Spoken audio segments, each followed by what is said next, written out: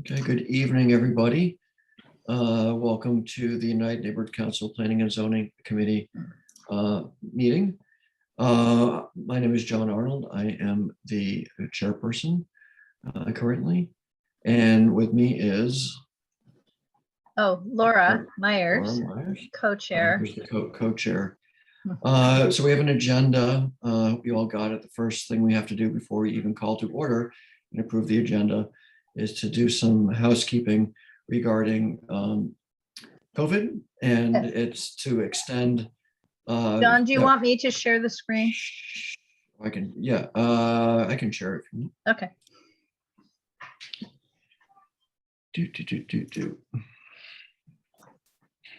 So here's the agenda. Our first order of business is to approve once again, which we have to do every 30 days, is to extend our virtual meeting. The original virtual meeting,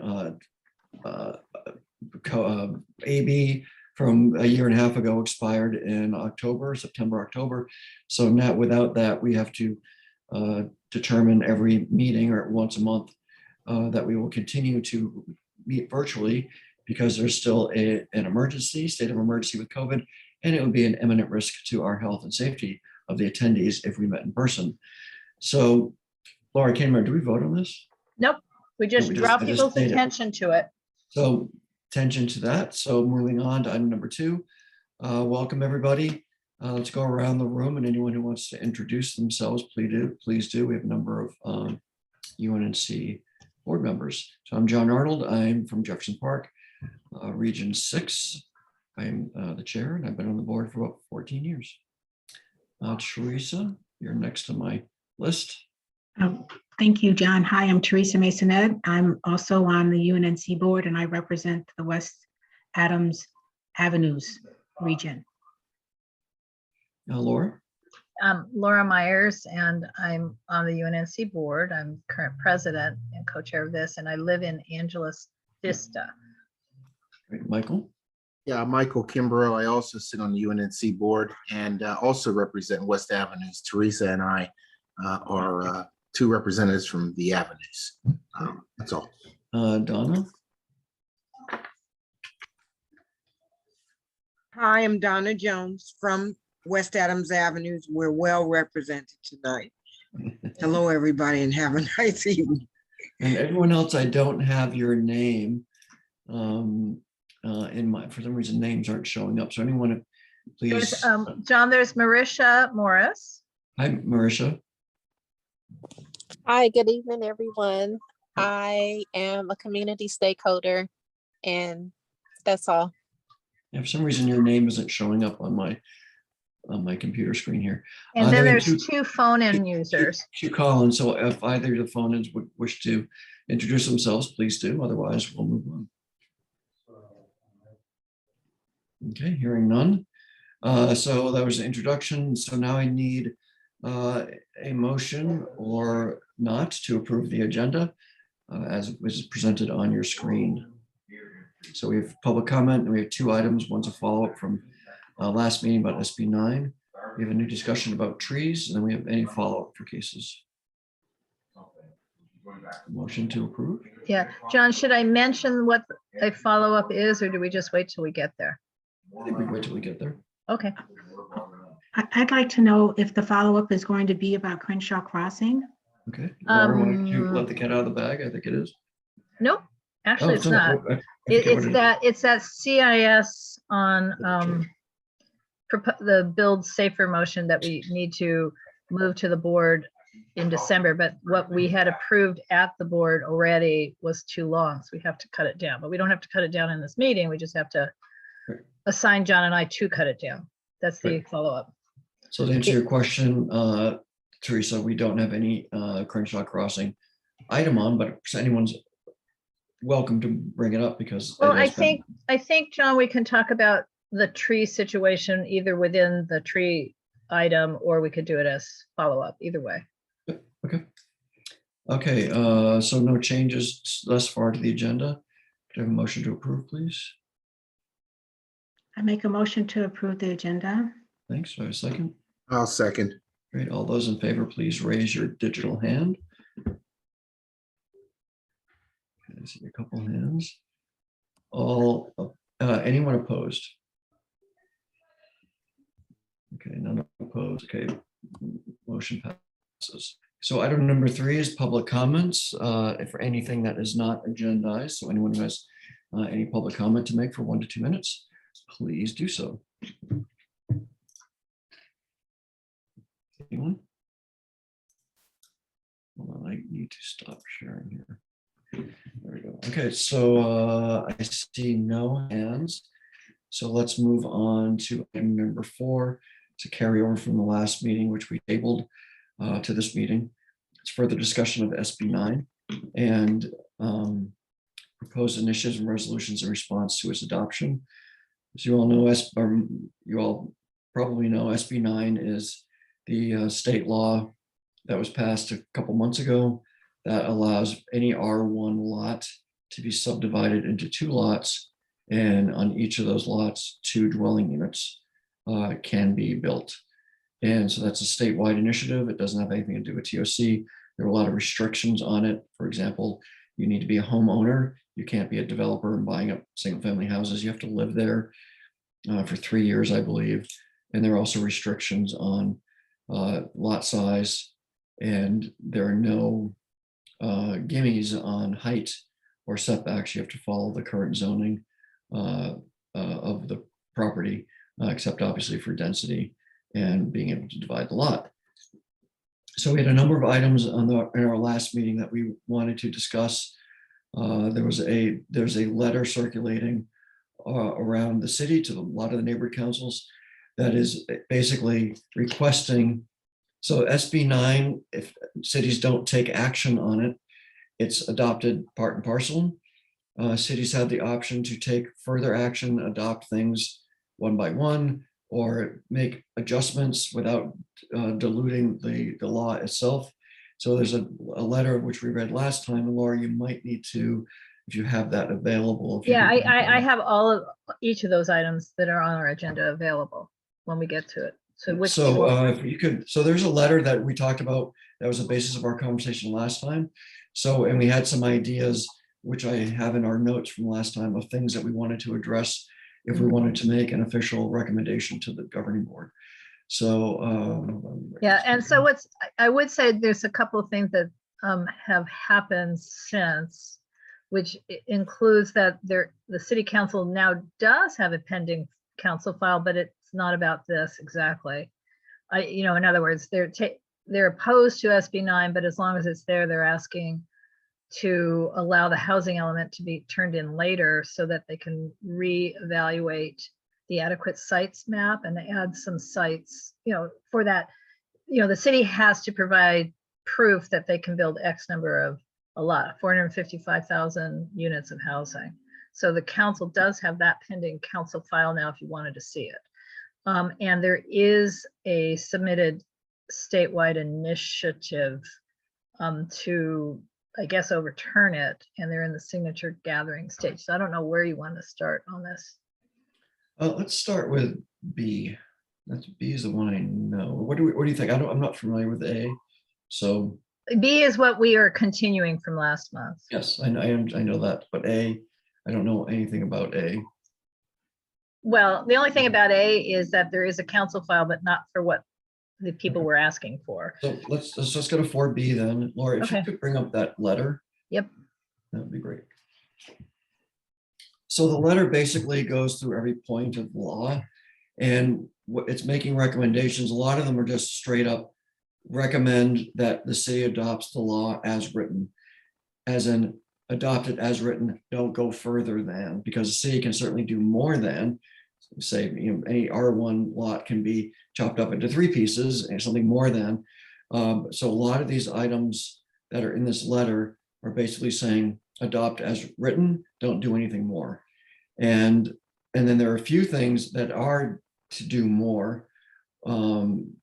And we can go through those, and we had opinions on a few of them from last time. And let me find my I'm notes. trying. Yeah, we had a difference of opinion. Yeah, It's on the page 2 stuff. Here we go. So I have notes from last time. And so So this is the red on the side is basically a crib of what it's trying to say. And the ones what we wanted to talk about are addition or not of affordability covenants. There's no mention of affordability. And John, I'm sorry, I'm stepping out for 2 minutes. Okay. Go ahead. In Go ahead. SB I'm 9, listening, but stepping out. So in SB 9, there's no mention of affordability. And so if someone divides up their lot and has other units on their lot, they can rent them for what they want to rent them for. So we talked about that. Inclusion or not of additional fees, which is part of this, which is you can see number 7 there, and impact development fees. The other thing we wanted to discuss is the inclusion of character overlay zones as a equivalents or adjacent to historic districts. Historic districts are called out in SB 9, and that they are exempt from SB 9. And as you know, in the city of Los Angeles, we have character overlay zones, which are cousins to historic districts. And we thought of including that in the city's resolution. And then we also discussed consideration about existing and new trees on parcels that have been divided, and and if there's any consideration about tree canopy. So we can go through these again. I can't remember. I should have reviewed this before the meeting, but I didn't. So I think a lot of these are just like we said, are just straight up follow SB 9, don't do anything more. So maximum of 4 units, that's SB 9. Objective zoning is subdivision design standards. And that's the same, don't ease up zoning standards, like add additional height or reduce setbacks, which would be in addition to the state law. So this says keep it the way it is with zoning standards. Parking is to ask the city not to approve less parking than what the SB 9 calls for. Setbacks, ditto, do nothing more than what SB 9 says, or less. Applicant residency requires anyone SB 9 applicant, as I said a few minutes ago, to have lived there for 3 years. And this is confirming that. SB number 6 is affordability covenants, which is one of the things we want to talk about. So I think we could start there. Everything above that is standard. And then affordability covenants is something we can get on. They're recommending that there is affordability covenant attached to it, and we can discuss that and either support it or not. So, so obviously this would mean that if you're subdividing your property and building extra units, you'd have to sign a covenant that restricts your rent either to a certain income level or a certain amount for whatever matrix that what they want to do.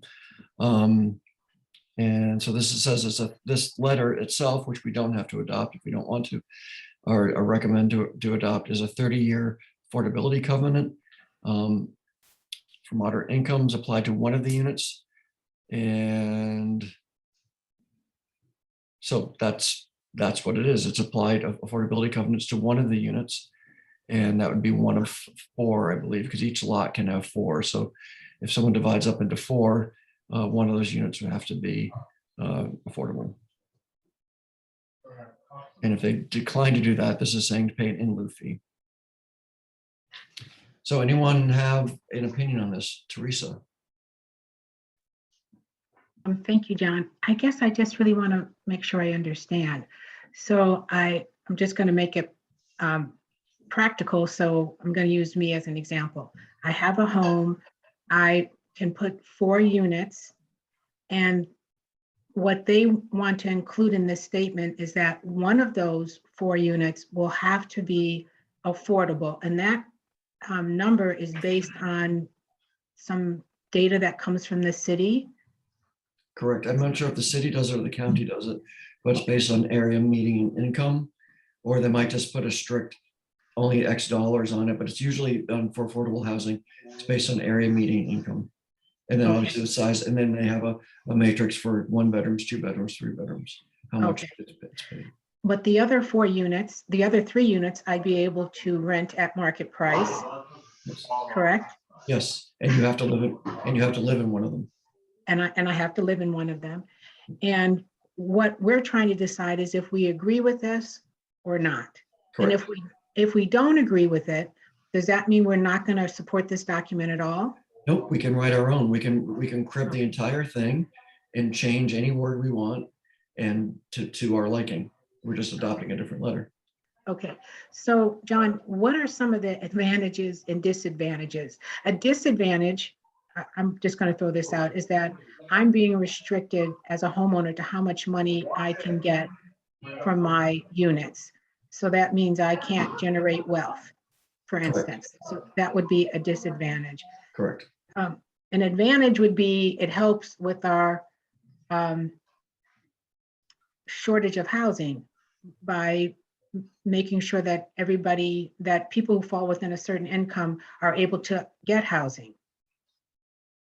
Is that right too? I would agree with that. But also if you want to rent it at an affordable rate, you have that absolute right to do that. Okay. I understand.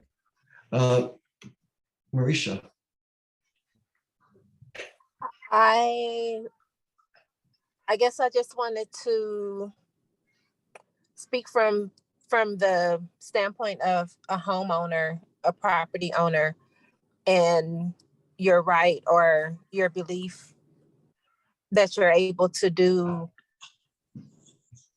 what you want to with your property. And to have the restriction of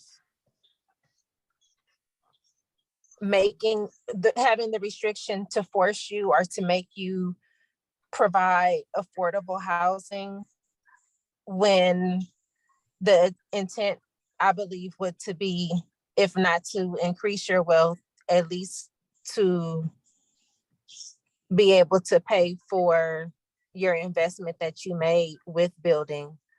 I don't always feel that the affordable housing issue should be something that individual homeowners have to bear, and even collective individual homeowners, in the sense of they being the neighborhood council or a city or a neighborhood of forcing us to bear it versus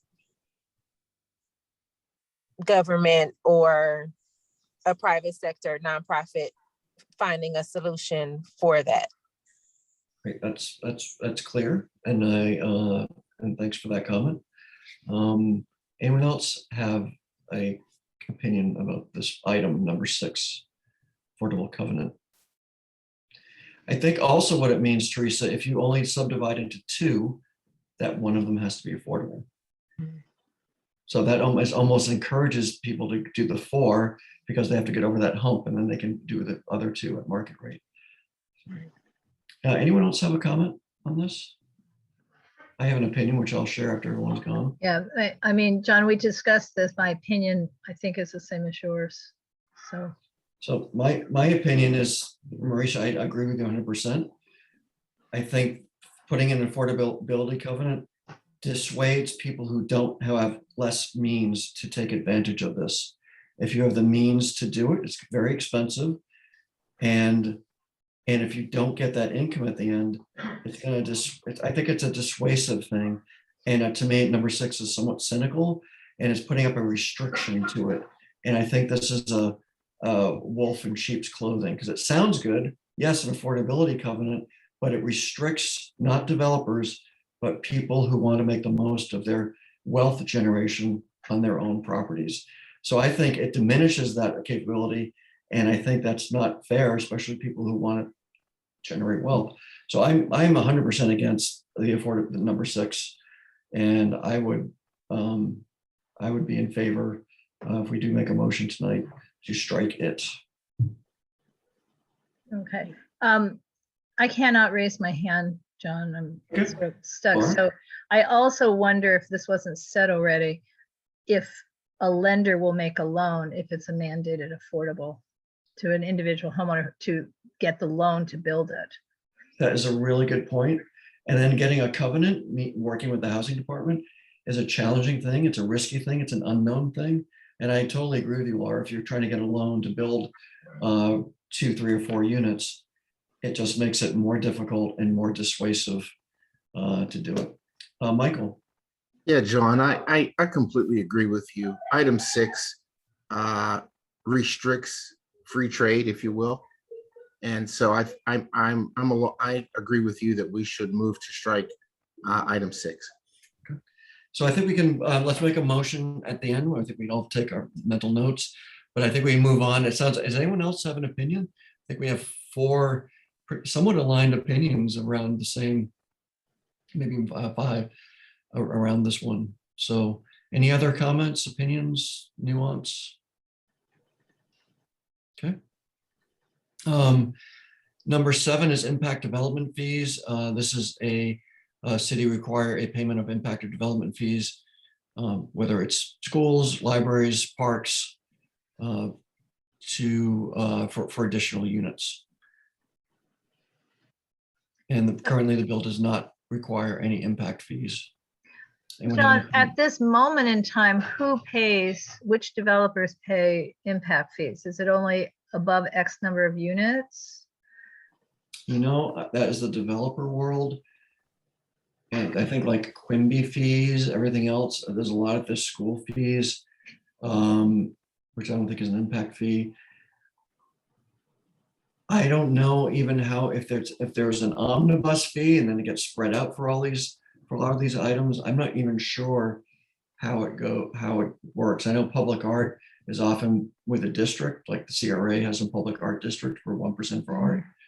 Library fees, there's no such thing in the private development world. I think that just comes out of property taxes. Park recreation is park fees, which are Quimby fees, which developers do pay.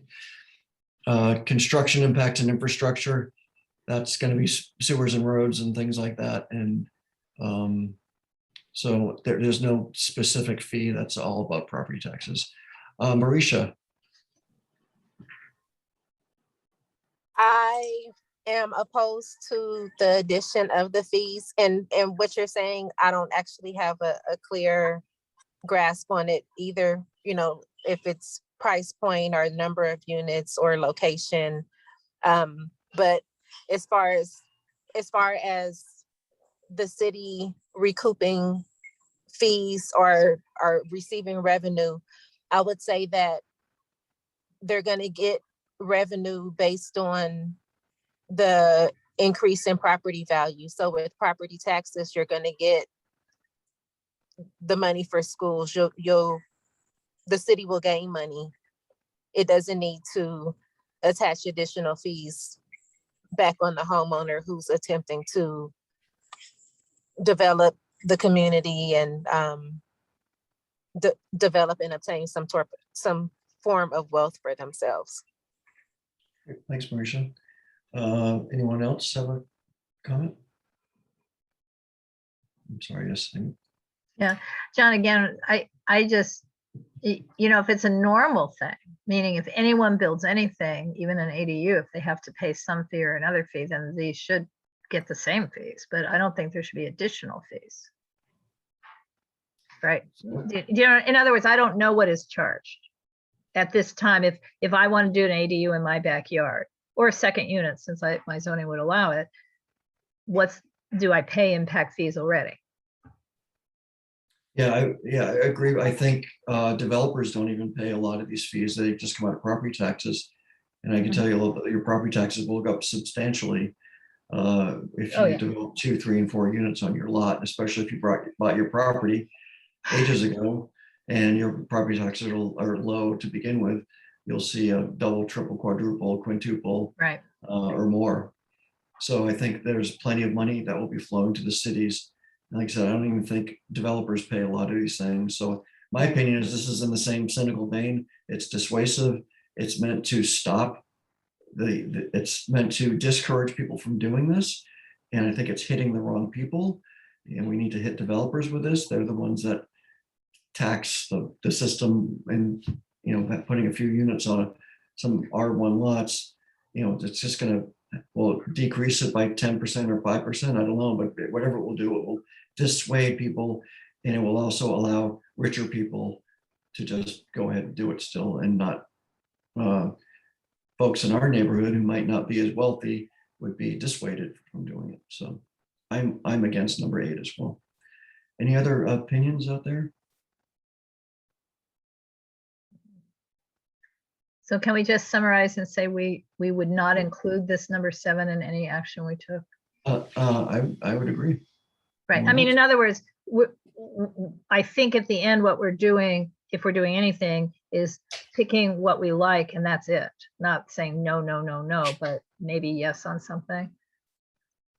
I don't know what we're doing, but Well, I think at the end, what we could do, I mean, we make the amendments as we see that apply to us, there are benefits. So I think we can say, we recommend adopting SB 9 as it is, without any additions or subtractions or any amendments, except for blah, A, blah. B, C, whatever we do. Right. Okay, well, that's what I think too. So as opposed to saying we oppose this one, we oppose this one, because all of these are not things in any motion at city council at the moment anyway. Okay, so number 8 is special district exemptions, which I mentioned in my preamble. That historic districts are exempt, which is a good chunk of UNNC already, whereas HPOZs. And what we thought that we have other historic adjacent or districts that are character overlay zones, which would also benefit from excessive change, tear downs, whatever it is, especially if they aren't in the CPIO. So Laura, you want to speak to this one? Yeah, well, I actually had a language idea, which would be the special district exemption. A special district exemption should apply or shall apply to any adopted overlay districts that have development standards, comma, historic preservation standards, or both. Because this city has CDOs, which is community design overlays. We have specific plan overlays. We have the CPIO overlays.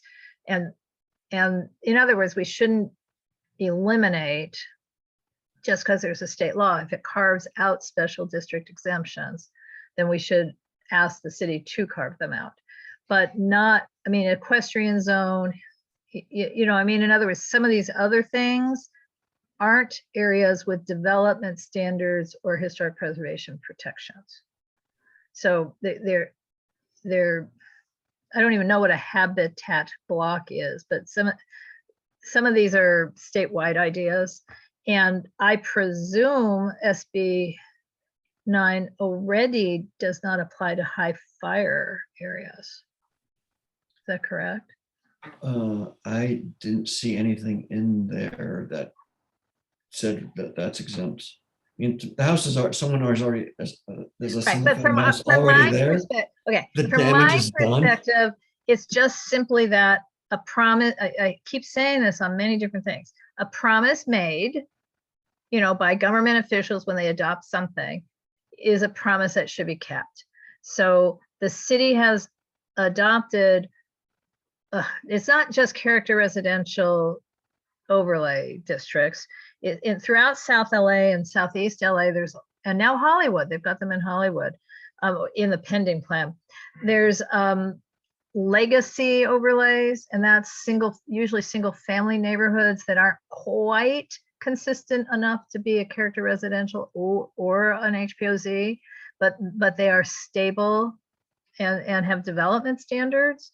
So it's like, that's the kind of thing, if we've adopted these overlays as a city, and including the community design overlays, like I think Westwoods is a community design overlay.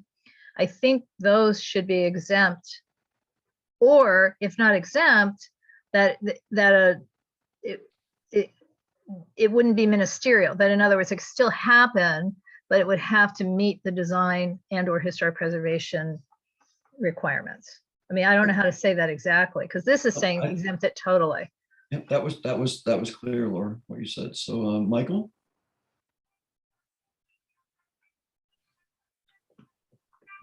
You're on mute, Michael. Yeah, I'm sorry. Okay, can you hear me now? Yep. Yeah, a couple of questions. I'm a little bit confused. How much of our UNNC footprint is it in a special district, so to speak? That would be the CPIO character overlays, which is mostly located up in Angeles all- Vista. Yeah, I can answer that. It's all of Arlington Heights and all of Angeles Vista has the character residential overlay. Uh-huh. And that's 15 to 1800 properties. Now, not Okay. all of those are single family, obviously. Some are, some are not. But by way of example, Bronson Avenue, which is a single family R1 zone and has been called out by Survey LA as a National Register district, but it's simply included in the Arlington Heights character residential overlay. And that said, a lot of those areas are not R1, so this doesn't even apply. Right, Right. some of them are and some of them are not. So the It's- the only area of UNNC that has R1, but which does not have an overlay would be the West Jefferson Park. And not every block is R1, some are and some are not. Yeah, and So some that's is- between 7th and Crenshaw from south of Adams to Jefferson, that area. And then south of there, Jefferson to Expo, there's no R1. But Okay, so realistically, we are only speaking to that which you have just described as if being. we were impacted. only talking about UNNC, but I think I wanted to use generic language because I'm a citizen of this earth.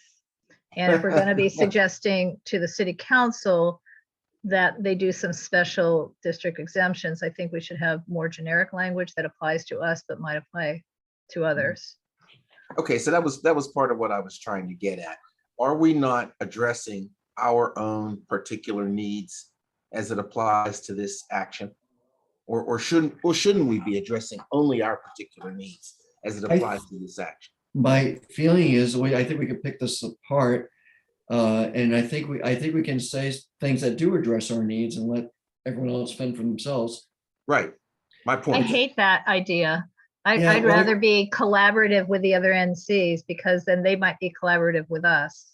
So what I'm feeling is that I feel section number 8 has NIMBY written all over it, because equestrian zones, high fire areas, Oh, like people who exactly. already, like, can I just finish my thought? Mhm.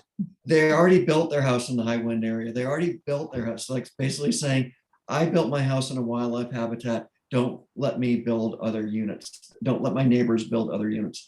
It's fear-based, it's close the door based, and it's basically, that you're already in a hillside area. You already wrecked it, people. Equestrian zones. I mean, why not build another unit in a it's like it says to me NIMBY, and it just drives me wild. Number 8. So, but I do agree, Laura, that in overlay zones that are R1s, that there should be. I don't think exemption to me opens the door a little too wide, but it could be things like the main house that is the character cannot be altered per normal, and you build things in the back. So I think that's something that's akin to what you described as Right, well, administrative approval. And again, I'm or- really sorry. I cannot raise my hand while I'm screen sharing Okay, this time. okay, I I'm do done. not know why. I can't even put my video back on. I have no meeting controls at the moment. Okay, Laura? So sorry. But yeah, I was trying to exclude, I mean, the language that bothers you bothers me. I'm not trying to talk about, take this whole paragraph and then add to it. I'm trying to say that, something like SB 9 exempts historic districts and structures from its terms and also retains the protections of the California Coastal Act. However, Los Angeles has also adopted many overlay districts, including character residential overlays, legacy overlays, community design overlays that have either development standards or historic preservation regulations or both, and they should be exempted. That's all. I just wanted to kind of narrow it to that, but broaden it enough so it doesn't sound like we're special, because that's a different kind of NIMBYism. Saying, Yeah, I agree. right? I mean, just do it for UNNC, but nobody else. And I think I don't necessarily like exempt them, because then any specialist, I Fine. think if we can be some level of overview that doesn't allow for tearing it down in the name of SB 9. Right. And doing something that's out of character. Right. I mean, whatever, there's language in the CPIO that does, I mean, things that are ministerial unless they're not. I mean, in other words, as long as they comply with this and this, then they're ministerial. So, you know, there's language, but that's where I'm trying to head to not just say, you know, if they're not defining historic districts, because clearly in other neighborhoods, there's also National Register and California Register, and the city municipal code tends to never even mention those kind of districts, and they should also be exempt. So anyway, that's where I'm going with this. I mean, we're now lawyers dancing on the head of the pin. I don't care if exemption is the word that's used. If there's a better word, it's fine with me. Okay. Anyone else have an opinion on number 8?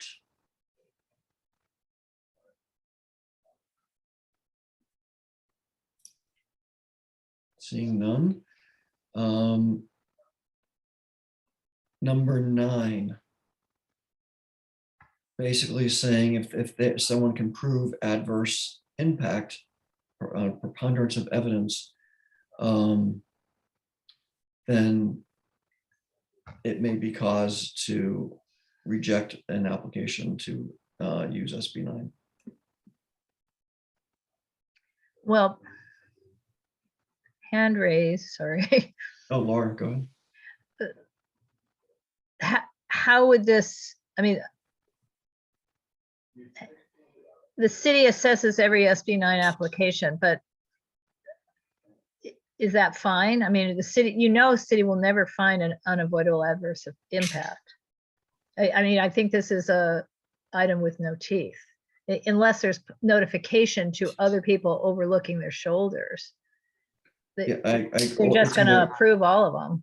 It either has no teeth or has too many teeth, in my opinion, because if they set up something that allows for someone to object, saying, you are building a house, a second unit next to me, and it is going to affect my view, is that a preponderance? And it does affect their view. Is that a preponderance of evidence that has an adverse impact? I have no idea. And this also says NIMBY all over it to me. But well, so if I'm understanding what's written here, the bill itself authorizes the city to deny an SB 9 project with written findings based on the, blah, blah. That first sentence is in the bill. And the second sentence is what they're asking the city to add to its ordinance. I see. So this is actually another one of the do it. And Teresa has her hand up. Yes, I did see that. Yes, Teresa. Thank you, John. I just want to make sure I understand this. I hear you with this NIMBY thing, but I'm going to just use the example of my neighbor who shares an alley with an apartment building, as you know, who wanted to put two, did you say, oh God? No, I said, yeah. Okay. I thought you were like, why is she bringing that up again? No, I was like saying, yes, I remember. Okay. And they wanted to put two-story ADUs above the garage, and I was concerned about her quality of life. And another thought is that, and I've mentioned this many times about people being able to create generational wealth. So if she bought her house at $200,000, now it's $1 million. If this building or the two-story ADU were to go up, that would probably lower the value because no one wants to be that close to another structure, even though I know you said it's within the regulatory limits. So regarding this, I'm just wondering, should we not be concerned about people's quality of life? Should we not be concerned about someone doing something in their property that may affect the adjacent property? It's just a question. Exactly. So number 9 is one of the ones, don't accept SB 9 as it's written and don't do anything more except for the second paragraph that says adverse impact based on I think it's referring to 8, those special districts. Oh, right. So that's what this is doing. It's basically the first paragraph of 9 is saying that's SB 9, saying this is what it does. And the second paragraph is saying the unavoidable adverse impacts shall apply to the districts above. I think that's Oh, what I it's see. saying. That's what it's saying. Okay. I was incorrect. This is not an Okay. addition. This is just, so Michael. Yeah, John, I'm still trying to get my head around this whole thing. We are in, or I am in, what I guess would be considered a special district because I am in an HPOZ. Mhm. So I guess I'm trying to understand, and Laura, with all due respect to what you said about a universal solution, I'm having a little trouble with that because I need to apply it to my situation first and then project it beyond that. So and if I'm understanding, and please correct me if I'm wrong, we are exempt from this letter if we live in an HPOZ. Is Correct. that correct? We are exempt under SB 9, which no letter can change unless you kick your office holders out of office and have them vote differently. But yes, SB 9 does not include historic districts, of which we Okay. are. So here's what I'm trying to understand. What if my neighbor decides to act on the terms and conditions of SB 9 and subdivide their lot and build a 2 or 3 unit building on the back end of their lot? How can they do that without any regard to my position based on SB 9? They can't. They They cannot. And if they're in an R1, they cannot use, because not all HPOZs are just R1. So if they're R1 and an HPOZ, they cannot use SB 9, period, unless Okay. Sacramento changes it. Okay, that's fine. Okay, so this doesn't affect, that's why I was trying to understand our position for UNNC and what our exposure is as a district itself. And you've explained that there's a portion of our district that ostensibly we are trying to protect by altering the language of SB 9. Yes? Correct. And that would Okay, be that's adding overlay zones, as Laura mentioned. Now I understand. Okay, thank you. Marisha, What was I gonna say?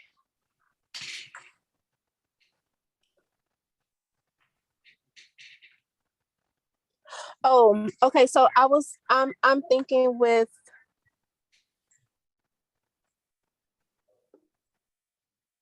the city, with them reviewing the impact, that it has something to do with prior lawsuits that cities had. For one, I can think of, I believe it was Huntington Beach, and I believe there was also maybe Ventura, where cities were holding off for long periods of time as far as people wanting to build the ADUs. So like for some reason, I'm thinking that this type of verb with that in the review, trying to now review it and push it through versus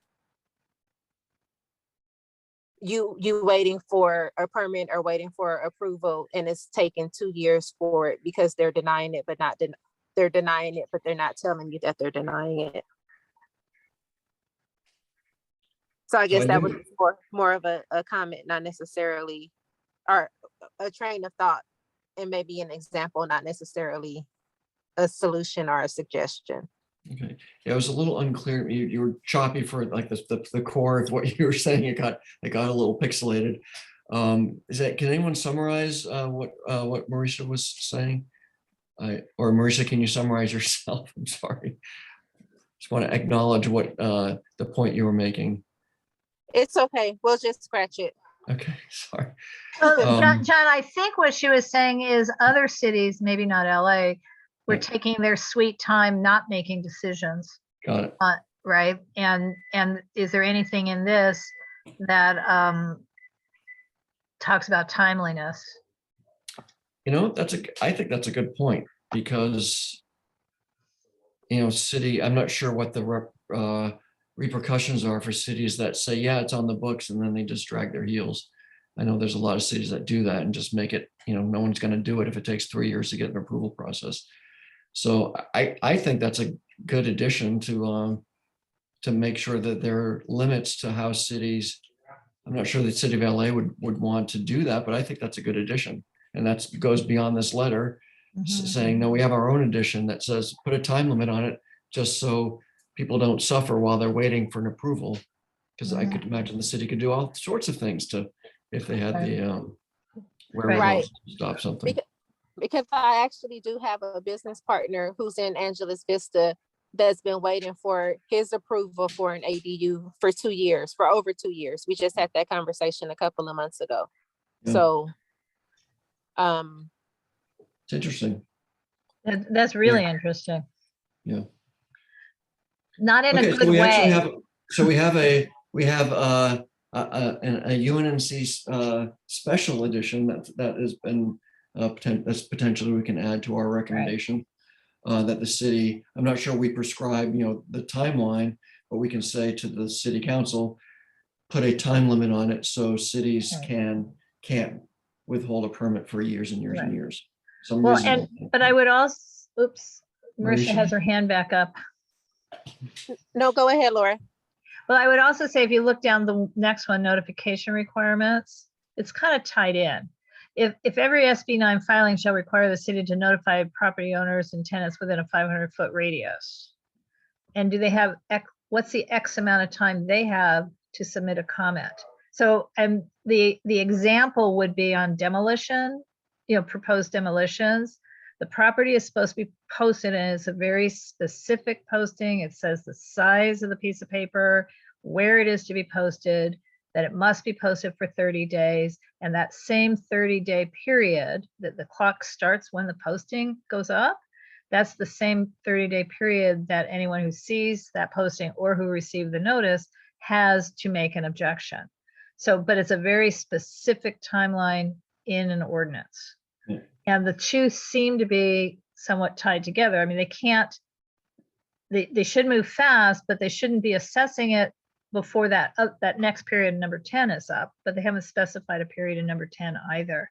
And I think the physical notice should be within this ordinance and not just a paper, a letter, right, with the post office. Am I saying that right? There should be a same thing. It would be the same kind of notification as for the demolition ordinance. I think we could lift the language. Okay. So I'm going to summarize our discussion. We have about 9 more minutes before we need to go on to the next item. So in summary, it sounds like we recommend to the city, recommend to the board that the city council adopt SB 9 as written without any additions or subtractions, except for some language about a special district. If we don't use exemptions, I'm not sure what the word is. Special district considerations, that special districts are allowed to retain what made them special, including overlays that have development standards and historic preservation regulations. Yeah. And I think and then we have our own addition is for the city to adopt specific timeframes for notifications and providing permits, so things don't drag on and people aren't hung up for years and years.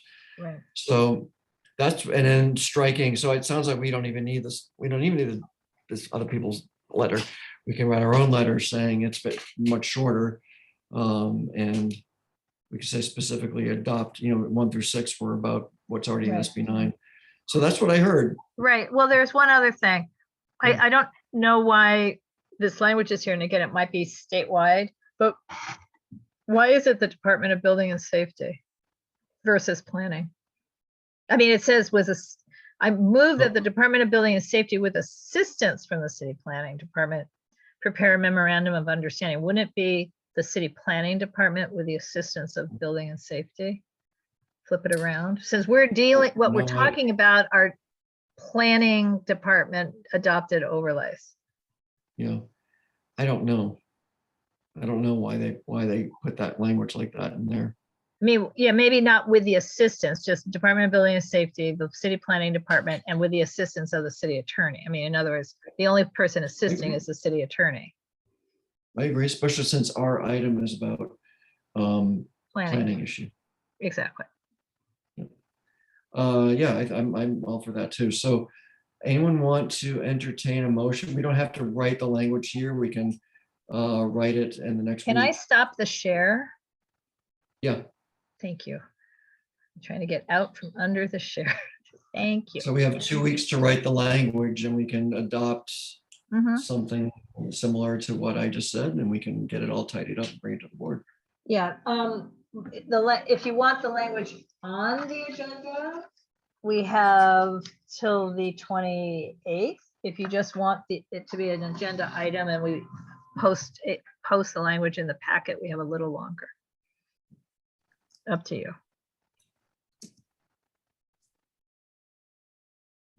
Anyone? Oh, we have to do a motion. Yes. I'm sorry. I I'm don't mean, writing it in the chat. yeah, I'm whatever. saying I'm not fully human yet. I'm mostly back to being human. Can I make motions, Laura? I never Yeah, heard. you can, well, you can post them and ask for someone to make the motion. Okay, so recommend that the UNC governing board write a letter. Is this a CIS? It can't be a CIS. There's no council file unless we attach it somehow to that council file that's really kind of unrelated. So I don't think so. Be more of a at this point, it'd be a request. Could be a resolution.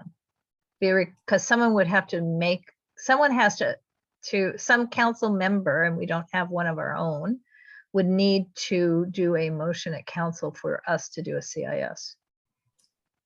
Okay. So I'm writing it now, chat amongst yourself. Motion Question, recommend John. that the units. Question, John. John, question. Yeah. I thought during the discussion, we had decided that item 6 regarding the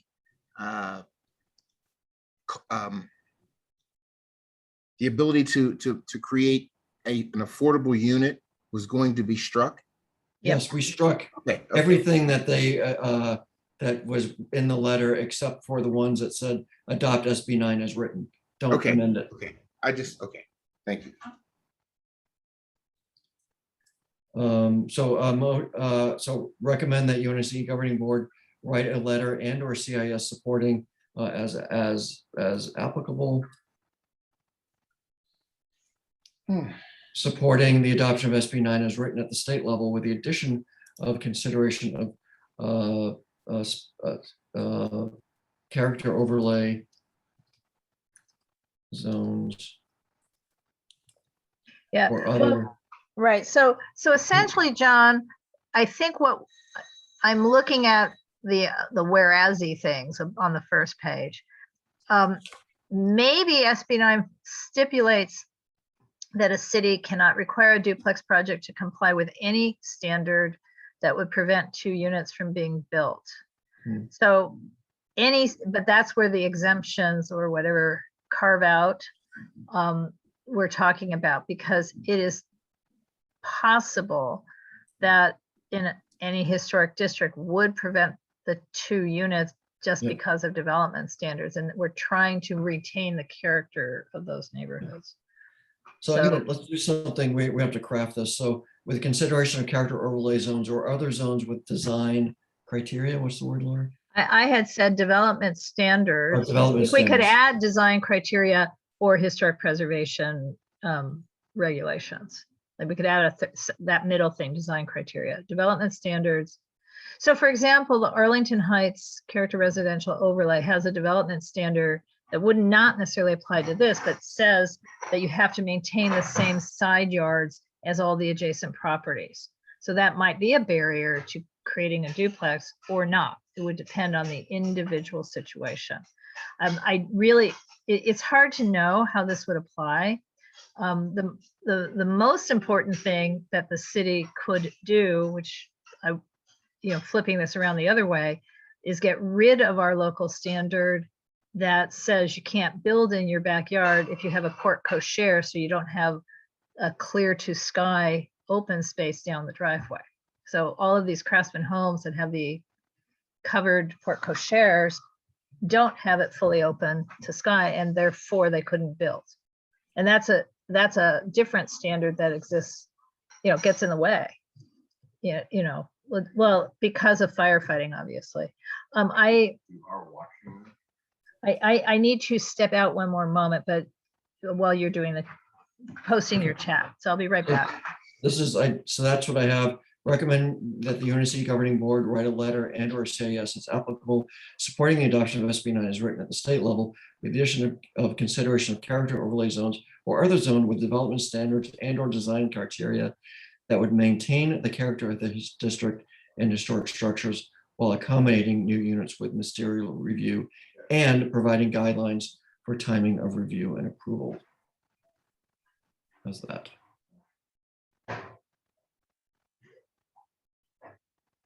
Anyone want to move that? No.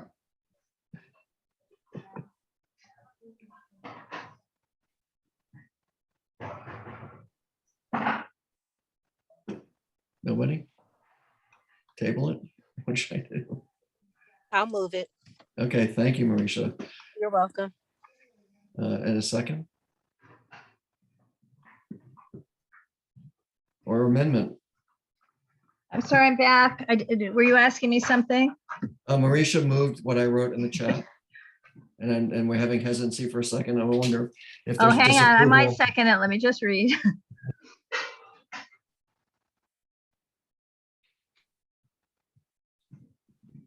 8 o'clock. Yeah. You missed the part about preservation. I Requirement. said historic Oh, there you go. Yeah. Got it. Okay, I'm good with seconding, Okay. even if we futz with it at board. Yes, we have, We I could think we did what we wanted to do, and that was Right. restruct the things. No, that were- I'm good. I'm like, Teresa will tell you last night too. It's like, yeah, let's go on, because the longer the day goes, the It's- headache. It's still continues. 8 o'clock. It's still 8 o'clock. Okay, so let's call the vote. All in favor, please raise your hand virtually or in the camera.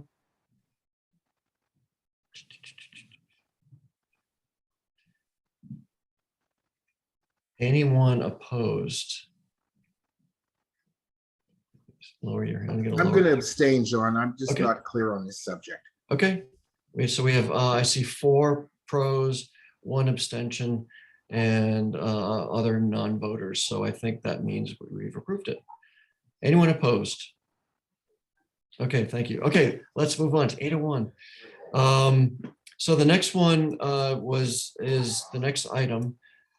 Laura, can you bring up the agenda again, please? I can. I'm going to do that, and then I have to. I can do it. No, I got it. Okay. Probably. Just the agenda, right? Yeah. Yeah. So Yeah. this was in conjunction somewhat with what the Crenshaw project. And what it revealed was there are some significant trees on the Crenshaw Crossing project. We can't discuss those trees in particular unless we do it in the next item. But there are some significant trees there, and the question was raised, or has been raised over the past few weeks. What is our policy, whether it's about an ADU or SB 9 extra units or development towards the removal of trees, the replacement of trees, and a general tree policy, which we have bits and pieces that we've discussed over time, but we have no comprehensive tree policy that says, yes, UNNC hangs their hat on this viewpoint of trees, existing, new, and maintenance, whatever we want to talk about. So that's what we have. I know, I don't know if anyone wants to add to this conversation. I know there are people in the room who have been actively involved in the past few weeks in discussing this. But do we have any opinions or even questions to frame the subject? Marisha. I'll classify this one as a opinion, or maybe a suggestion, or potentially how I envision things. For ADUs and things specific to a property, that's something that's not along a main corridor, if the preservation of a tree could be the first priority, and if the building could be altered around the tree, I would prefer that to be the number one, if at all possible. And then the second would be to definitely not do the extreme with a removal of a tree and then placing a tree that's a year old or a few years, whatever it is, when they put the trees with the two pieces of wood on the side, Yep. because that's not comparable. So if I can summarize, then you want to have design consideration to provide, allow for development, but work around existing trees as possible. And that just takes care and just care and understanding and maybe input. And the other is to that there's a substantial, if A happens, then B happens, and it's not do something bad and then go out and buy a potted plant. So Teresa. Thank you, John. I'm not sure I just understood you. I think that it needs to be a little sterner than just try to accommodate. Mhm. I mean, I don't think we should say, you can't remove any of the trees in your backyard, or if putting up an ADU means that you're gonna have to take down trees. I don't know if it has to be that stringent, but if we're just talking just right now about ADUs and private property and not commercial endeavors, then yes, I agree with Marisha that we should try to encourage people to preserve the trees, the mature trees that they have, and strenuously encourage them to try to build their ADUs and around the preservation of the mature trees. What would be the mechanism that we could, because if it's by right, is it public discussion? Is it a letter from UNNC saying UNNC's position on trees is A, B, and C? And to be a good steward of the neighborhood, please consider this, this, and this. And so I'm wondering what the mechanism could be that we would enforce, cajole. Well, I'm off, yeah, listen, it's my backyard. I don't want anybody trying to tell me what to do with my property, right? So I respect that. I have an individual streak, so I respect others if they have that too. But maybe just through education, letting them know the importance of trees and how the value they bring. Shade canopy. I mean, I agree, maybe a letter just encouraging them and educating them on the value that that tree is going to bring, not only the increase in property value, but the health benefits, the increase in biodiversity, and how it just increases the affluence in our community. You know, something along those lines. Okay.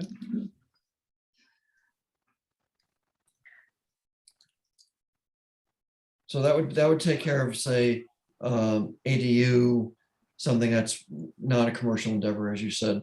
So we have other. Well, SB 9, Yeah, in SB 9, by the way. and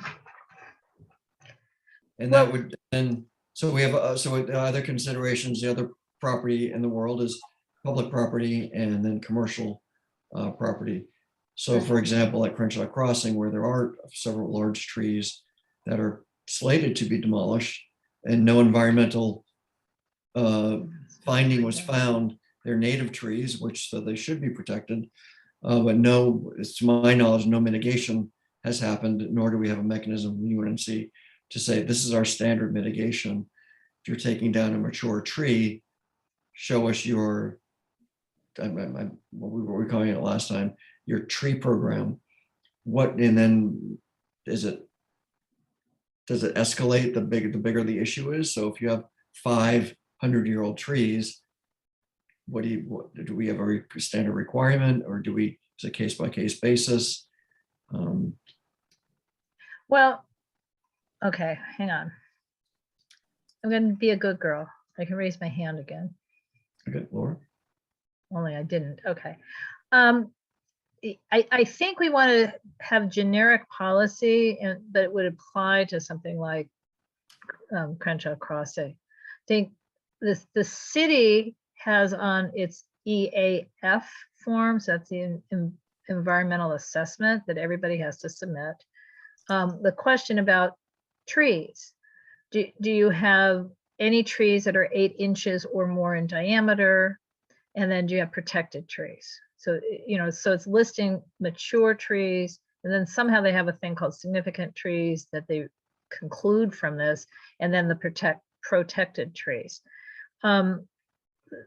The issue is losing mature trees. It's not just losing protected trees, but it's the canopy. So if we had a generic policy, is our policy in any kind of development replacement 1-to-1 with mature trees? I mean, in other words, specimen trees, replacement 4-to-1, but they can be young trees. I mean, in other words, what are we trying to achieve, broadly speaking, so that we have a policy that we could, just like John, we did with the, what was originally the Washington Boulevard specific plan, and then it became our commercial boulevards design plan, and that we can give to developers. So we want, streetcar commercial style buildings. We want horizontal, whatever, I'm forgetting, but we have present day 13 pages of standards that we can share with any developer before they even start designing. Can we create a tree policy that we can share with anybody before they start proposing the killing of trees? So that's one thing. And it's what's the ratio and what's the requirement? Do we want replanting of, again, specimen trees, which are the really expensive, could be as much as $10,000. And I don't know what their survival rates are when you plant big mature trees in those big boxes, versus many trees, but they're small. So that's one big question in my mind. And then as it applies to Crenshaw Crossing, it's that in the end, there was something like, they're supposed to be planting something like 157 trees, but I haven't seen anything that would show us where. So as part of our policy, that we want to see how and where up front and not much later after their approvals, because most of the approvals, the land use approvals say, and before you get a building permit, you need to submit a plan. And why shouldn't that plan be submitted while we're considering the project, right? Way up front. And also submit a plan to whom? Because we had that big victory years ago on the Murphy Oil site on the rear part, where the landscape plan and the annual review of the landscape is required to be submitted to the city council office and the neighborhood council. And why wouldn't the landscape plan for trees, it's not really a landscape plan, but the tree planting plan, be also submitted to the council office and the city neighborhood council? So that's, but I don't know the answer on the 1 tree, 2 trees, 3 trees, 4 trees, specimen or small, but those are things we should just kind of come to a conclusion on, I think. And not least, I mean, something that was brought up at one of these recent meetings I was at is that what we're also, unfortunately, the situation is that we're losing trees to adjacent developments. So this happened on Wilton Place, where there was a row of trees on or near the property line between a development and a home, a single family home. But the trees were lost because the way the development was designed, the underground parking went lot edge to lot edge. So the tree roots, were into that edge. So the trees are all gonna, if they're not down now, they're gonna be down. And that's a lot of trees that we're getting lost. And I heard about this in a different meeting, not about us, but some other project, some other part of town where they lost those trees. Do we have a policy on that? And then John, I think you and I talked about it, and you said we can't have a policy on that because the developer has a right to build from one end to the other end of the lot. So it goes back to Teresa's point of education, consideration, design changes that may not lessen the size of the project, but just as accommodation because of things that we are saying are important to us. right. Teresa. Oh, thank you, John. I just want to go back to one thing Laura said. I think there's a big difference between protected and significant trees, and that we need to make an extra effort regarding protected trees. But I was just wondering, John, when we worked on the housing element, I know we had a document we worked with, but what really worked for me when we discussed all the different elements of that document, and everybody came up with a paragraph or came up with something that was important to them, and then we were able to take it and add all of our statements and make a comprehensive letter. That might be something that would work. I mean, if we have an idea, like Laura just mentioned, several things that are important, maybe a 4-for-1, maybe also building around trees. That's something that we could suggest to developers for large trees if they do subterranean parking, to build around the tree. My question though is, how effective would this letter be? Can we say to a developer, here, these are the requirements for you to put up a development in the UNNC, and they're like, and they have to follow that, or will it all be negotiable? If they want a letter of support from us, so say Crenshaw Crossing does want a letter of support, if we had this in place, we would say, well, thanks for calling us. These are the things we expect from you when you come to see us. And if they show up and they don't have a tree program, and we say, excuse me, we have a tree program, you're cutting down significant trees, what are you doing about it? They might go, we said, well, we can't supply any letter of support until we see this. This is our policy, especially since you have significant trees, which is policy number 12B about significant trees or protected trees, what we want to do. But we don't have that mechanism right now. So it takes us observing and talking and strategizing. But if we had that, then we have it. And then we might have a shopping list of, say, have you considered blocking out parts of the garage? Have you considered pulling in from the property line? Have you considered building around the tree? Are these trees movable? What have you considered? And basically what I'm hearing we're going to do is we will do one better than the city signing off on cutting down a handful of major trees without, by putting little sticks in the ground, per Marisha's, that may not survive because there's no plan. There's no plan to protect them or save them or grow them or maintain them or nurture them. And that's, we want more. And then we can That hold could be people an option accountable. too, if they come back and say, well, we're going to do this. And then we're like, well, we want more trees, but then you have to have a 5-year, you have to guarantee a 5-year water maintenance plan. That could be something we could also insist on. Yep. Oh, okay. I think we do anything. And Okay. whether the city eventually writes it into something, at least we're sending out our policy, things we believe in. I'm sorry. Go ahead. And this letter, sorry, just a follow-up question. How often do developers get approval from the city if they don't receive a recommendation letter from the neighborhood council? That would be our council member withholding their support because a local neighborhood council has expressed concerns, and no developer they may go forward anyway, but then that's where our power is through the council office. Okay. Okay, great. Thank you, John. Thanks. Marisha.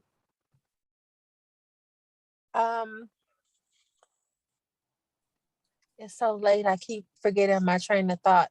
Okay, so the trees, two things with the trees, two different examples. A larger construction company, Turner, I was in their construction management class some years ago. And one thing that truly stood out to me was their ability to search down trees that they need for their project when they have a project. And they literally searched all across the United States for some trees in order to fulfill a project. So, and this is like something that I learned maybe like 10 years ago.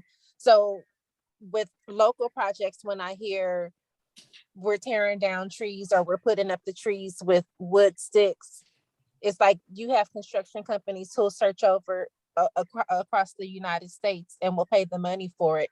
So I really believe it's a matter of having the plan saying that this is what we expect or this is what we desire if you want to work with us or work in these parameters, and we'll negotiate with you where applicable, but this is the standard and this is the type of community and aesthetics and things of that nature that we want for our community.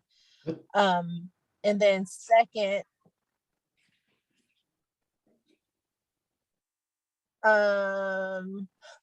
what Teresa just mentioned about maintenance.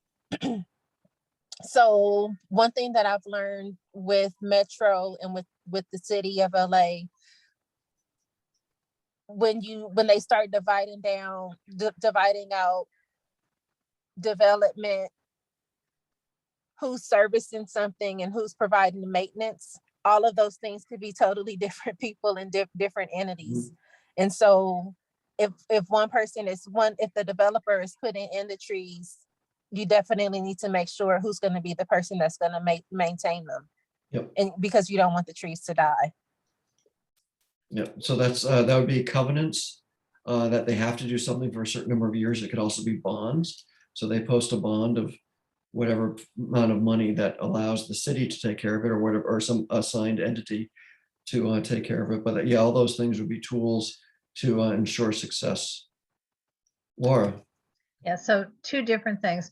One, it does depend on the council office. So our UNNC's sort of plan for development on commercial corridors, it's posted on our website, but we have certainly been approached by developers who had already talked to the council office, and I'm talking about Herb Wesson, for all those years. And the Wesson office would send them to our website and tell them to look at our design standards for commercial corridors, Washington, Jefferson, Western, and they would have already read it and already kind of designed something before they even call us. So that's the result of a long relationship, but also that was a 2 or almost 3-year project to get that fully adopted by UNNC. That's a much more major thing maybe than this. But but that would be the goal. We create a document that's UNNC tree policy, and it can be broad. And again, it's not just this committee. We're talking about it environmental, and I think we should also talk about it at recreation and parks at some point.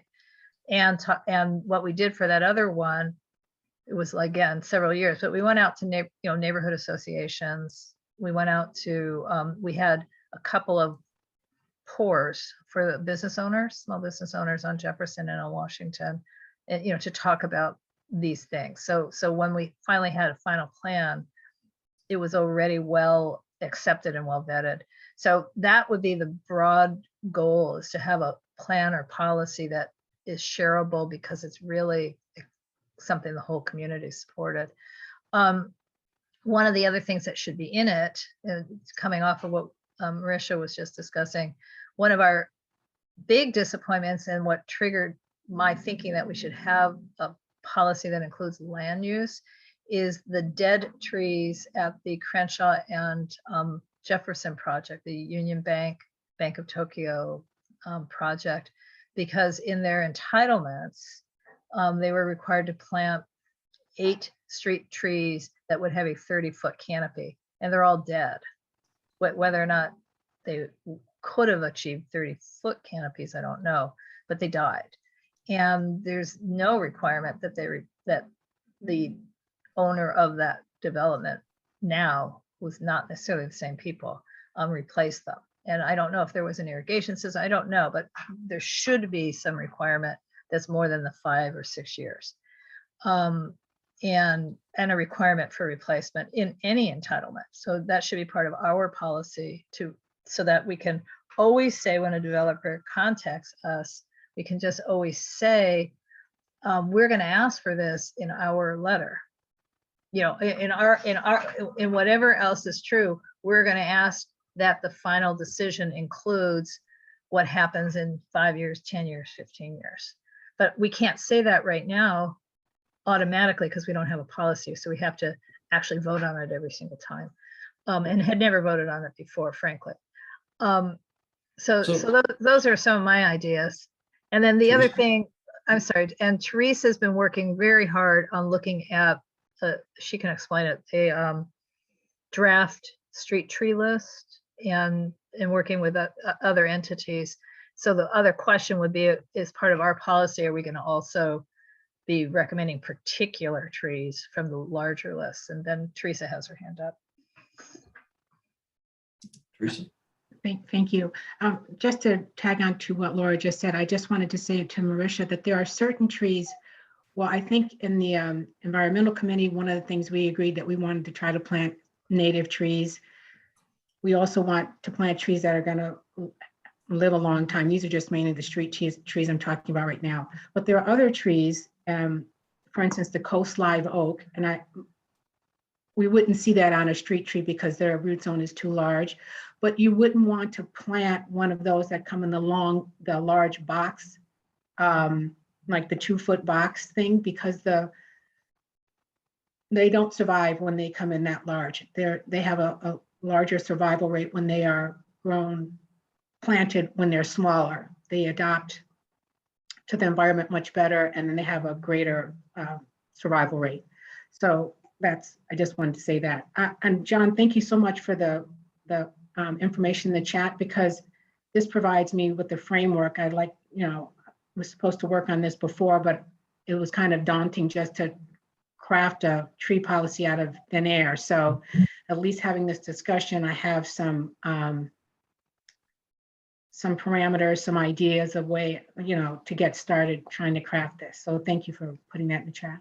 So I think we could do a couple things to implement. Obviously, we're not going to craft it in 36 minutes, but we could start either in a task committee. Would that be an ad hoc committee?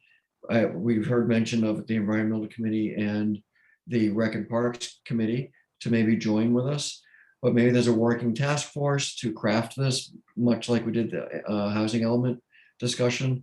It might be a special meeting, might be just to do this, but we do have I agree, we now have the parameters to write something that will take some wordsmithing, but it might take one more round of brains to start saying, well, there's this policy, saying we talked about private, of residential properties, commercial properties, the public realm.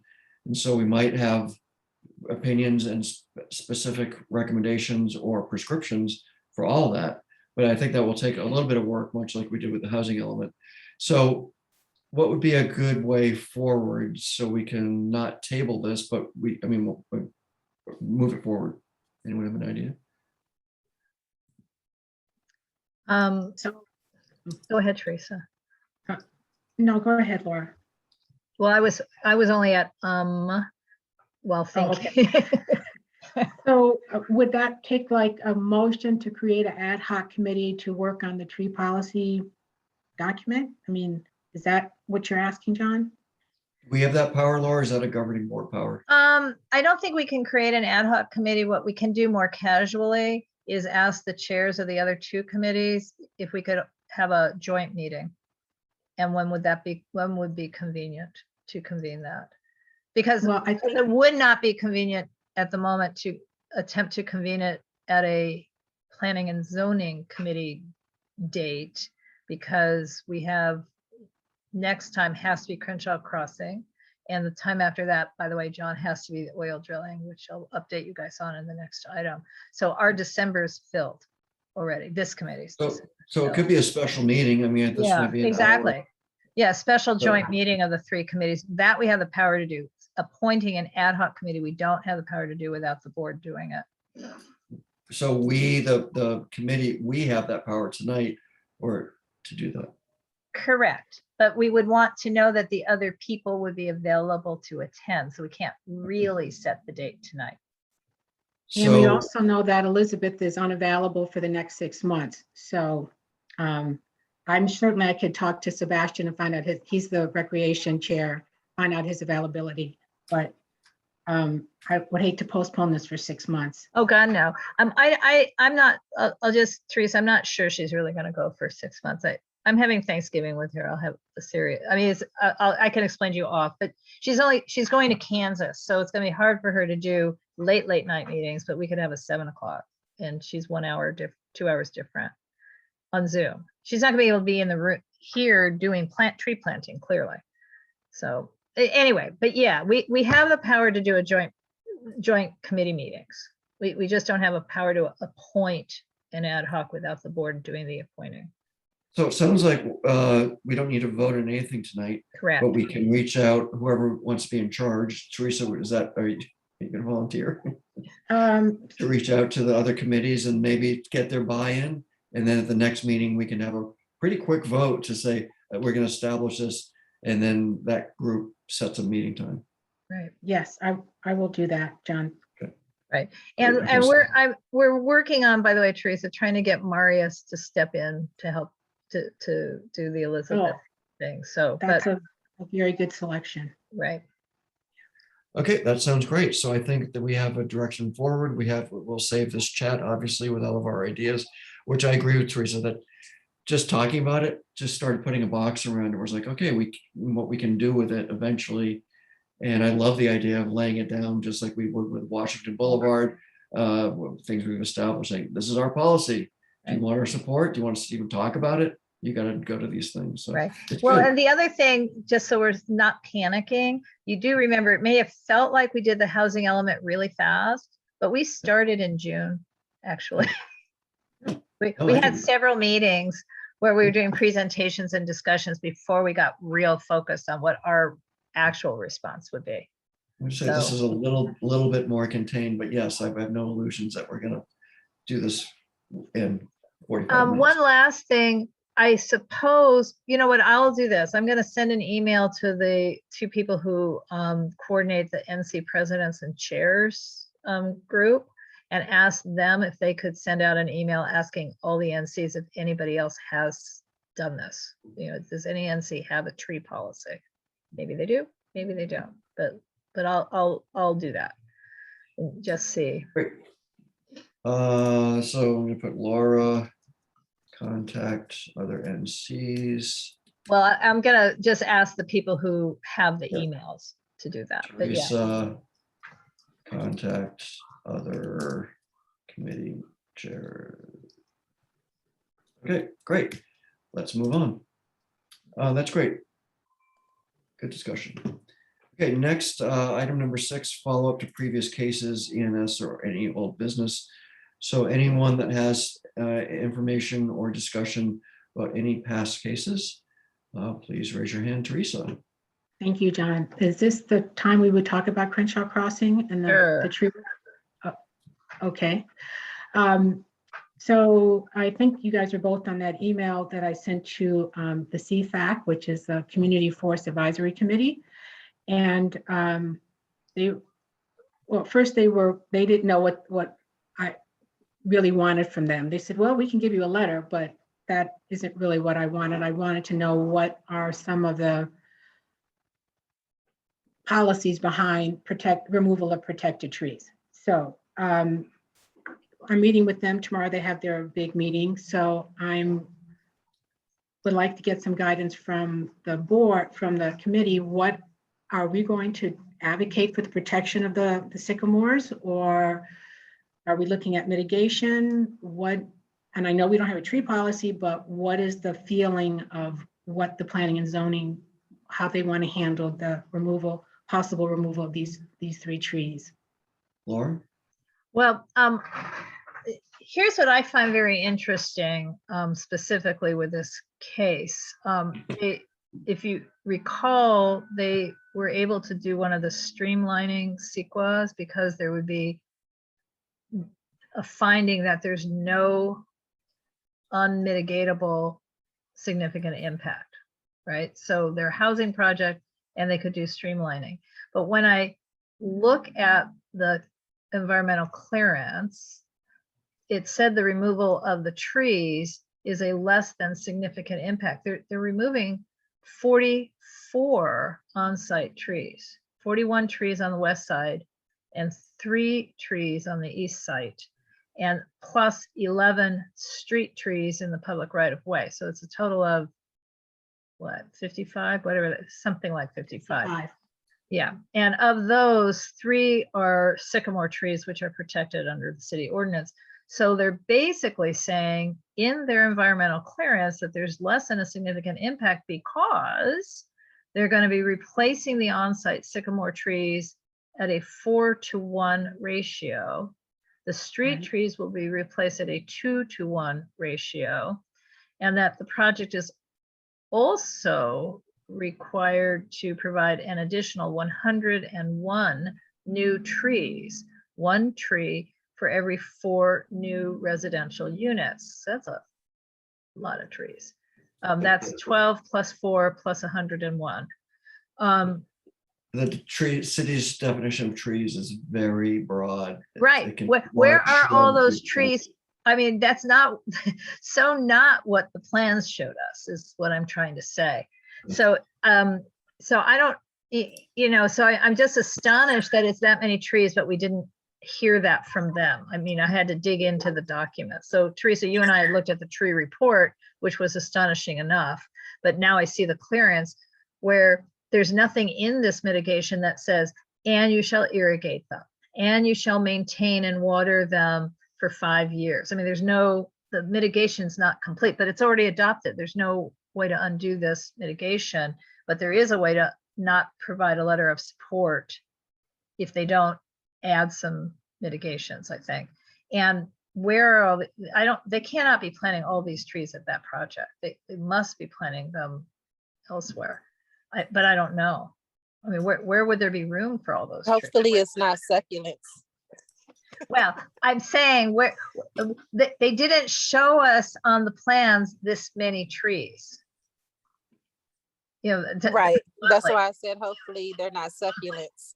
yeah. Oh, succulents. Oh, So they're definitely coming back on December 2nd to the board, and I think they were thinking they didn't need to come on December 1st, but you know, I need to disabuse them of that idea. They need to come on December 1st and answer these questions.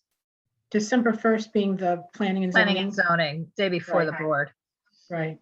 And you can ask them to please provide us visuals of where they're, you know, not necessarily the trees that they want to plant, but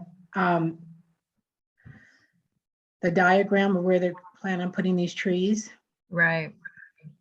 And also, if we could just talk also about, are we going to try to enforce the protection of these trees? I think we need to. I mean, just because the mitigation doesn't measure doesn't mention it doesn't mean. I mean, this case has not been approved by the Planning Commission. They can add a condition. I know Marissa has her hand up, but I wanted to get some of your comments on this, John, because I know when we chatted about it, I felt that you were like, well. My feeling is that the boat has sailed too far down, because this would be a total redesign of the project. And I think that would be, even if our request was reasonable, I mean, a reasonable request would have been 3 years ago to say, consider I know for a fact that one of the losing teams that was proposing to get this project from Metro, but they lost, they consciously preserved the trees. They carved out a whole corner of the site to preserve these 3 trees, which I brought up on my screen. Those are the sycamores right there. So they weren't an unknown, and everyone knew about them. And so, but it's so far gone that I don't think we're going to have a win to preserve them. I think we could have a win to make a big stink and say, look, you're cutting these, we want a robust tree program that has real tree wells, real covenants to provide for the care. We want in 20 years to have a better canopy replacement than what we have now that works. Pasadena does it all the time. They have beautiful tree canopy because they care. So I think there's still room to say, you know what, you guys screwed this one up. We know that this would be difficult to unwind this tape and it would be a losing battle, but show us something. Show us real significant tree program. And we aren't just talking sticks in the ground that half of them are going to die. We can show pictures of Crenshaw and Jefferson right up the street. So that's what my feeling is. I think that's the winning approach. But I think using it as a wedge to redesign the project, it's going to fall on deaf ears, because then you're going to be butting heads against, you know, housing advocates and everyone else. So, but there's room for them to do better mitigation. That's my opinion. I see a hand. Marisha. Marisha, sorry, I was looking at the trees. Mhm. Oh, I know, I love the trees. So this is random, but on topic to this conversation and the prior conversation about trees. Some years ago, I was doing some work with CHC, the Community Health Council that's over on Stocker, and we were doing walkability reports. There was a gentleman that was there, and he said that you can tell the health of a community by their birds. And so we're talking about trees and preserving trees and replacing trees. And with trees, we have our wildlife and all of those things. And so the comparison was birds that you see, you know, the blue jays and all of those type of birds compared to seeing a lot of pigeons. And so that's just something to be cognizant of the amount of pigeons that you see in the community with the changes that occur. That's Yeah. it. There's a magnolia tree. I have my next door neighbor has a giant magnolia tree in their planting strip. I hate the tree, but I see mockingbirds fly into it all the time. I know they're making their nests up there. So, you know, I'd rather see the tree gone aesthetically, and it's just an awful tree because it drops. It's just not native and everything else. But you're right, trees provide, especially native trees. I know oaks attract crickets. Crickets, you go to Pasadena on a summer night, cricket sounds deafening because they have oak trees everywhere.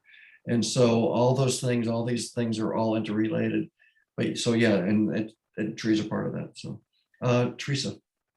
Thanks, John. Yes, the native trees, the coast live oak, the black walnut, and the sycamore, they all support local wildlife, and they encourage biodiversity. So if you have those crickets, then you have birds who eat the crickets. You probably have possums. You probably have bees that are part of the whole biodiversity. And that should be another thing, and maybe we can include that in our tree policy, having trees that connect with nature, not just beautiful, you know, non-native trees. I love jacarandas. I have jacarandas. They're not native, but they do provide a beautiful shade canopy. So getting a crown, a shade crown, I think is important, and also encouraging biodiversity. So right now, I think even though the sycamores are distressed, because the tree report said that they are under water stress. A lot of the larger trees in all of Los Angeles are, because of climate change and the increase in the temperatures. But it took a long time for those trees to get to that state. One of them is over 70 feet tall. And I think I would like for every effort to be made to try to preserve them. So so that brings us to the what is our approach? Because so Crenshaw Crossing will be on our agenda next meeting, which will be right before the governing board. At that meeting, we'll be making some motion to send to the governing board. So we can either just halt this conversation now and pick it up on that meeting, or we can have a unified, going into that meeting, we can decide how we're going to approach it. So we go in unified, so we don't have to have this whole discussion again. We can say at a previous meeting about trees, we want to do this, this, and this. So I think what's the pleasure of the committee? What's the best way forward to get our Well, voice? how ethical or unethical is it for us to make a decision on something that we didn't tell them we would be talking about on this agenda?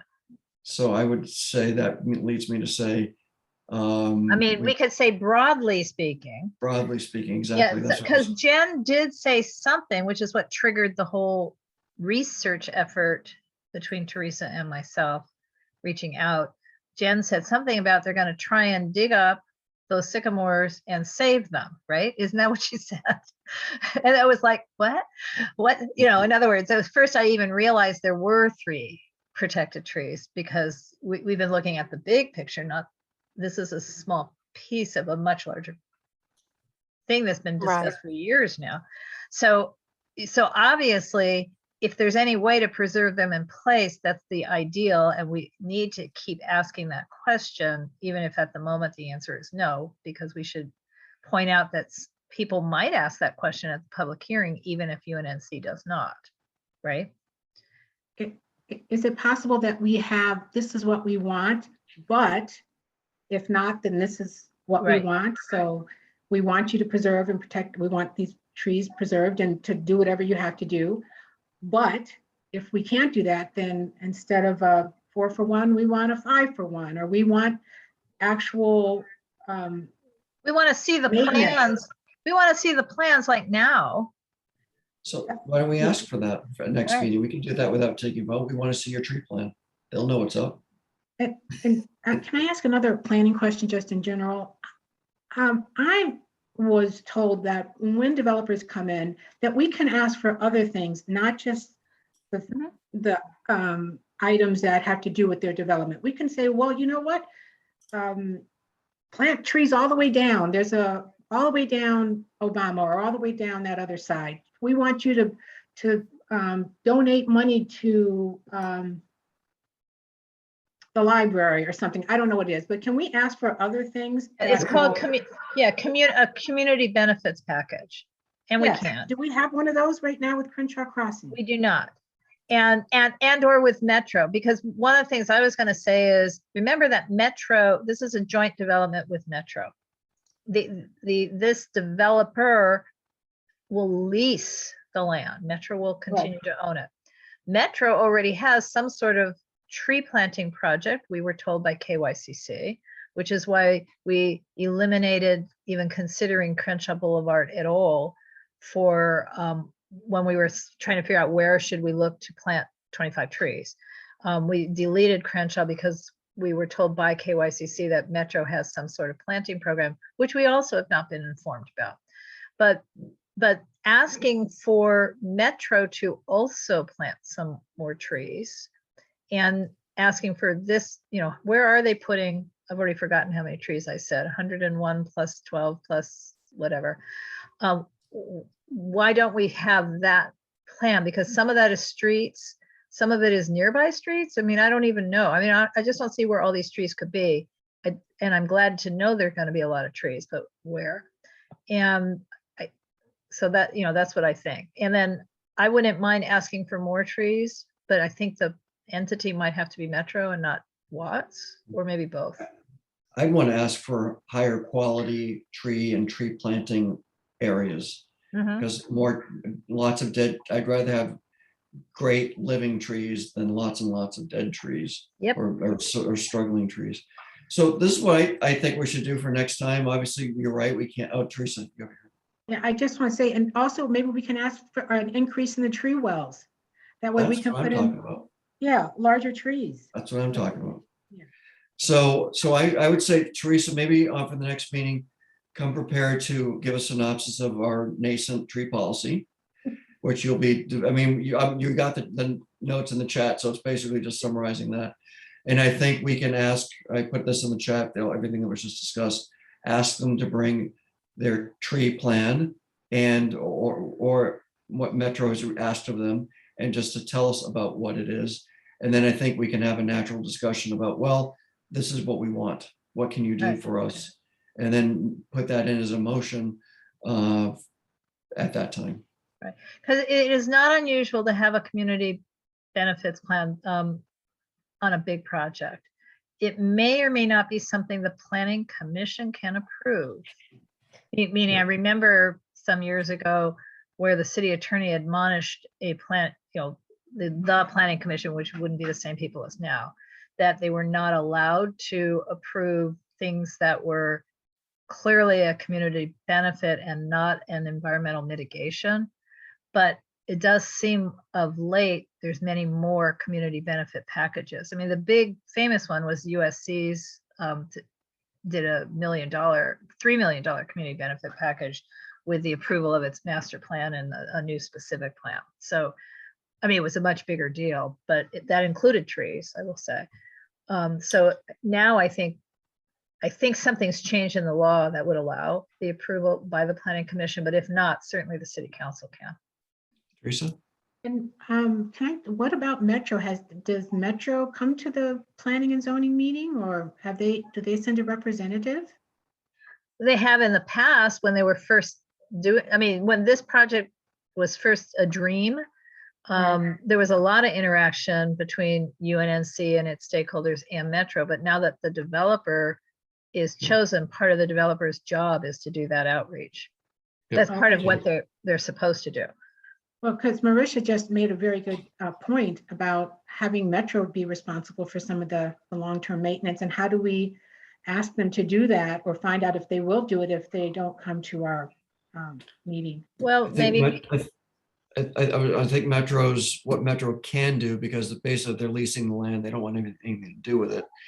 But what they can do, because they have long project reviews. I mean, that's what they've been doing for the past 2 years, is Metro reviewing it.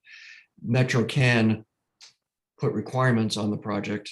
And if one of those is tree maintenance, they can do that as a condition of their lease for the property. How do we suggest that to them? to Metro, I Yeah. can just reach out to whatever her name is, Jennifer, Jamie. I mean, there's a person. I think whatever UNNC passes, we can say Okay. and send to the authorities at Metro to Right. express our things. Right, okay. but I can reach out earlier and just say, do you want to come to the meeting? You know, the answer is going to either be yes or no. It'll be no if I don't ask. So it could be no if I ask, but just ask them to come, because again, separately, I think they already have some sort of program for tree planting that they also haven't revealed to us. Yep. So, I wrote that in the chat just to put a pin in it. right. So I think we have an approach. I think that's great. And so Laura, should I just email I can email Armin and say, Armin, this is what we're expecting at the next meeting. Yeah, I mean, just hit reply all to the email, the last email, because the last email from him was he and Jennifer. And they said something, they're going to the Lamert Park, somebody or other homeowners association the same night, but they can make this work and come to us and just, you need to tell them they have to make it work. Okay. However, so there is that two other things on the updates, and where are we? Follow up to previous cases, ENS and old business. So I did speak today with the staff member at the zoning administrator's office who's handling the administrative portions of the Murphy oil drill site plan approval case. It now looks like it's definitely not being heard in December and likely not heard in January.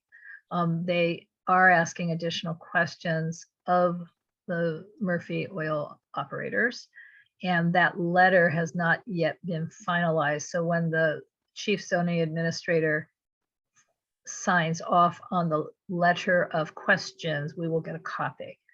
But we're at the point where we need to, with all fairness, invite the developers, the operators back to answer the questions we had posed, but I would hopefully have the other questions as well. So tentatively, I guess, mid-December, because we will need to have handled this possibly at our January 6th board meeting, more likely at our February 3rd. We will know soon enough if we can put it off to February 3rd, which I hope we can, but just to give you a time frame on that. So the new round of questions still relate to the complaints that had been received about their operation. But beyond that, I don't know what the new round of questions are, and hopefully it'll be in the next few days that we can get that. The other thing, which will be on our agenda on December 2nd, is we don't need to do it tonight, but UNNC has already voted to approve in concept, with some changes, our proposed community impact statement, which can you guys see on the Council File 190603, Building a Safer Los Angeles. However, we need to cut it to 2,000 characters and spaces. So I'm just announcing. So John and I just need to do homework and get this cut. Yep, I can down. do that since I carry knowledge on that, but yes. Right. And John, the reason it's come up is because it's actually coming up. So we can't file this as it is. Yep. And you can see this document, I'll send it back to you. We added that what was in red, but then at the board meeting, we did some cross outs. Anyway, it's way too long. So we just, Yep. we just have to bring it down. So I'm sorry, my brain is lost. And the reason we don't like this motion from the concrete industry, aside from the fact that it is from a particular industry trying to make money, why is it that we don't like it? John? It would dissuade housing production. It would dissuade everything that, whatever it is, it would also make it very difficult. It's cynical, and it's not transparent. It's also smacks of corruption, and it just doesn't look good. Right. So in addition to that, the head of Paraphrasing the from months ago. sustainability committee for Reseda Neighborhood Council came to our environmental committee meeting, begging us, which is why we're alerted that the time is now, begging us to get on it and file this, because another thing it would not allow, there's apparently, maybe Teresa heard more details than me, but there's an eco version of wood product that is sustainable that would also be eliminated by this thing. And Yep. Teresa has her hand up, John. Teresa? Thank you. I'll be quick. I was wondering the same thing. Why are we opposing this? Have no judgment on this. I just want to make sure I understand. So But can I just ask, John, because I know that steel is safer than wood for earthquakes, right? And I know that this may be put out, by some, concrete company, but aren't those elements safe when it comes to earthquake construction? it's all safe. Wood construction is safe. Steel is Yeah. safe. Building codes make it all safe. Fire sprinklers keep things from burning down. There's been no fatalities, for example, in a wood multifamily building that's sprinklered in decades, because Okay. they are safe. Okay. So it's all safe. Okay. Right. Okay. So, and Teresa, what we didn't write here, but in terms of, I mean, this would make all of Los Angeles a fire district 1, which is high fire risk. So one of the things that means is it's harder if they declare all of Los Angeles fire district 1, it will make it very difficult for each and every one of us to just get fire insurance, because insurance companies do not want to insure private homes in fire district 1. And on real estate transactions in the last 6 months, the statewide paperwork has changed. So there is now a mandatory disclosure document that the seller has to say, are you or are you not in a fire district 1 high hazard thing? And if you are, you have to prove that you've done a whole lot of things to your house before you can even sell it. So there's other ramifications that are not even addressed in the council motion if the city council basically said all of LA is fire district 1. So there's multiple things wrong with this particular council motion. And currently, I think most of the fire district 1 is pretty limited, as in the hills. Right. That's where there is actual fire hazard, but we all know it's very cynical to say there's going to be a wildfire sweeping through West Adams. Not And impossible, but not really impossible, unlikely. but really Unlikely. So that's so we are Especially already so through this. sad, especially as our tree canopy is reducing. Yes. Okay, so I'll work with you, Laura, to reduce this, and we'll make it a bite size to where we didn't need it to be. Right, but we will need to print it again this one will have to be printed on the agenda. So our deadline literally would be, technically it's Friday the 26th, John. I mean, we should be required to meet the same deadline as everybody else. Okay. What? Okay. Any other, look at 8:58. Awesome. It's like perfect. Any other past, any other old items, old business that anyone wants to discuss? Excellent. Hearing none. Our next meeting is in 2 weeks, I believe. Is that Right, correct? December 1. December 1. Merry Christmas. Have a happy Thanksgiving next week, Yes. everybody. Thanks for your attendance and participation. And with that, I'm going to. And by the way, everybody, you can save the chat, just if you all know how to save the chat. I just saved it. It's Right. great for meeting notes. Okay, thanks, everybody. Have a great Thanksgiving, and we'll see you on the other side. Good Bye, night. everybody. Good night. Good night. Good night. Thanks, Marcia.